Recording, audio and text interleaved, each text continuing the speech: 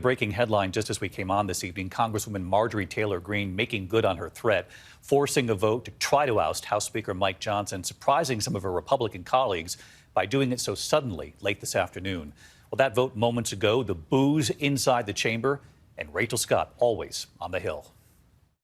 Tonight, right-wing Congresswoman Marjorie Taylor Greene stunning her fellow Republicans by forcing a vote to remove House Speaker Mike Johnson. The form of the resolution is as follows: declaring the office of Speaker of the House of Representatives to be vacant.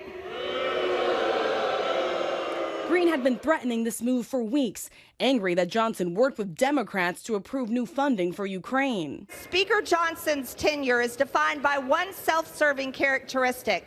When given a choice between advancing Republican priorities or allying with the Democrats to preserve his own personal power, Johnson regularly chooses to ally himself with Democrats. But Greene had little support among her fellow Republicans, even Donald Trump urging her to back off. She did it anyway. Today, her GOP colleagues exasperated. Reality of this is this is like the congressional version of a temper tantrum. Most of us, by the time we turn 12 years old, figure out that tantrums don't actually work. And apparently not everybody in Congress has got the memo. But Greene's move tonight went nowhere, crashing and burning within an hour. Hopefully this is the end of the personality politics and the frivolous character assassination that has defined the 118th Congress. It's regrettable. It's not who we are as Americans, and we're better than this.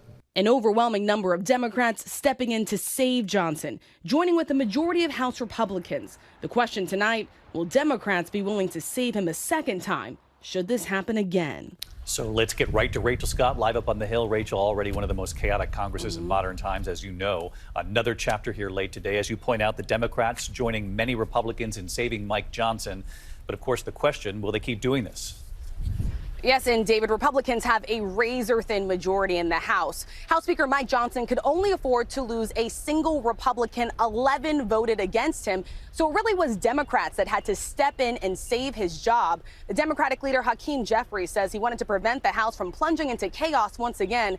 But tonight, Democrats say they are not making any promises that they would step in and save Johnson a second time if this happens again, David. All right, Rachel Scott up on the Hill for us. Thank you, Rachel.